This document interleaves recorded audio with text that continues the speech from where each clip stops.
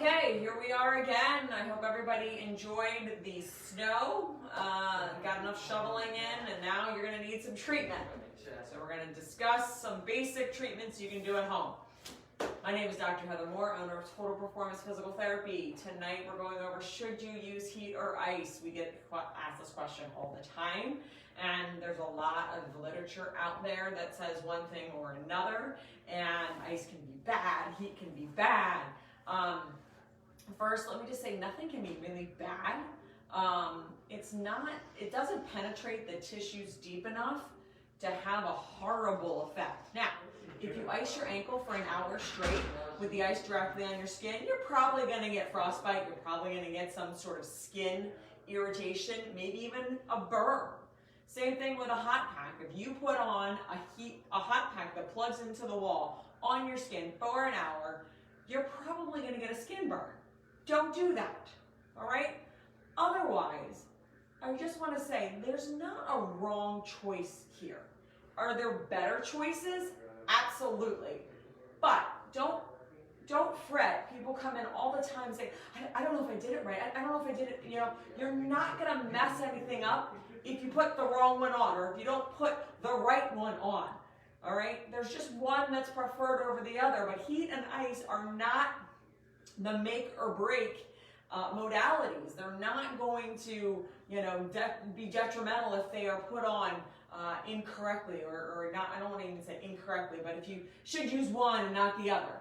The only time you are ever going to hurt yourself with heat or ice is if you place it directly on the skin, you put it on for too long, and you don't follow the directions, whether it's with a hot pack or an ice pack.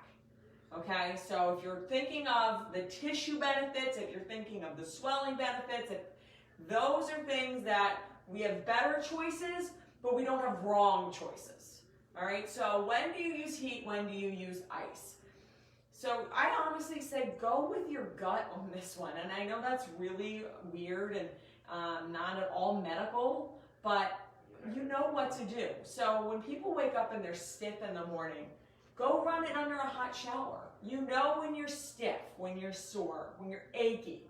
You've been on your feet all day at work and your back is, I mean, I have 3 kids. My back was like that forever. So when you have that kind of just, you don't want to call it pain. It may be like crossing that line into pain, but it's not like excruciating, all right? It's just more of an ache. It's just more of a discomfort. It's just more of like, it's just tired or it's overused. It didn't get rested. You want to loosen it up a little bit. All right, that's when you put on the heat, and usually I say if you want to do heat, the hot shower is the best way to do heat because you're going to be able to get range of motion exercises in there. So if you've got a neck issue, all right, and it's really tight and you woke up, let's say, with a kink in your neck, perfect time to hop in the hot shower. And you can do some range of motion where you're moving your neck around. It just snowed here a ton the other day. Lots of shoveling issues. Great time to go into the shower. Literally slide your hands down your legs if you can get into this position. And then just let the hot water run and just do like a cat and camel. All right, nice and easy. Go as far as you can. You may be in too much pain to arch all the way up, but you can arch just a little bit and then relax. And you want to try to move a little bit further each time, all right? You can also stand there and do a little trunk rotation. Although if it's really, really sore, especially from shoveling, you probably don't want to just go on and rotate. I just highly recommend this exercise in the shower, just standing over and just kind of arching your back, tucking your pelvis under, arching your back.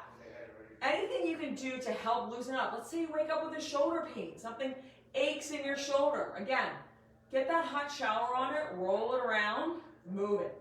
All right? Heat is going to help it move. It's just going to make it feel better. It's going to increase the blood flow, and it's going to allow some of those tissues to move better.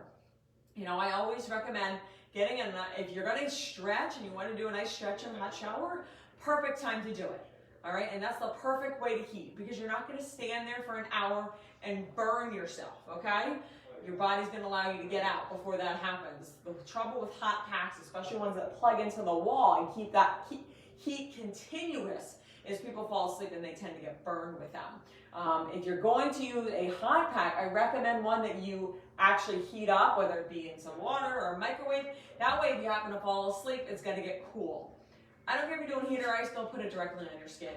All right, avoid that skin contact just because of burn potential. Always have a sock on or just a t-shirt. You don't have to layer it up, but just something in between you and the hot pack or the cold pack, just to minimize that risk of having a skin burn.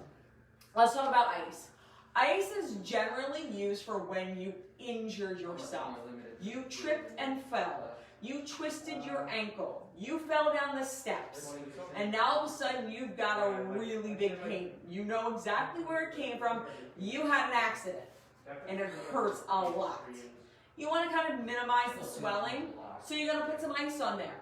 Frozen peas. Cranberries, although cranberries bleed red and can ruin a couch, I've heard, so don't do that too much.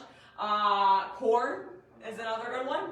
But just put some ice on the affected area. Whatever area you fell and you hurt, put some ice on there. Elevate it. Allow that to relax. Allow that swelling to go down. If you put heat on there, is it going to make a big difference? No. Is it going to increase the swelling? Probably. But again, anytime you're in a position where you're kind of deciding, if you're going to choose ice, all right? Because that way, at least it's going to not increase the blood flow. It'll decrease the blood flow, all right? But ice usually is only used for pain. If you're like hobbling around because you just got back from a 20-mile run and your knee is on fire, put some ice on there. There's some swelling. There's some dysfunction going on in there, all right? If you just fell down the steps, hurt your ankle, put some ice on there. All right? Anytime you feel that you know you did something and you can say, I did this and now I hurt, then do it. If you're waking up in pain, you're not doing anything. You're not like, oh my gosh, I went to sleep and now I hurt. That's not something you're doing.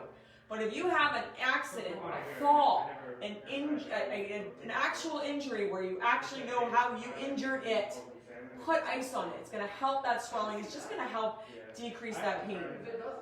When it comes to anti-inflammatories, guys, you get 2 weeks with them. That's it. I've seen the results of the stomach being eaten away by them. I know everyone says they're over the counter and they're safe. They are not. They are not as safe as everybody wants to be. Sure, take them 24, 48 hours. 100%. Do not take them for 4 to 6 weeks. I promise you they can deteriorate the lining of your stomach.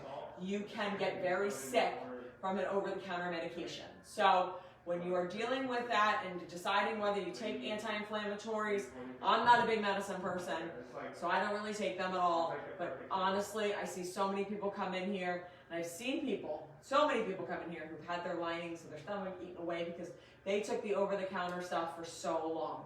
Heat and ice are safe applications to do at home, all right? And again, if you know how you hurt yourself, ice it. If you're like, oh, I'm just stiff, get in a hot shower, loosen up.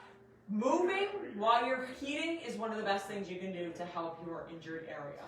And by injured, I mean you woke up with a kink or your shoulders are sore or something like that. So I hope that helps answer the big heat versus ice debate. And yes, if you go search online, you will find whatever answer you want to hear, whatever answer you want to agree with you, search it up and you'll find it. But that is just from experience and knowing the literature and what it says. If you or someone you know is suffering in pain and wants a free consultation with a doctor of physical therapy, all you have to do is call our office at 215-997-9898 and we'd be happy to help. Thanks and have a good night.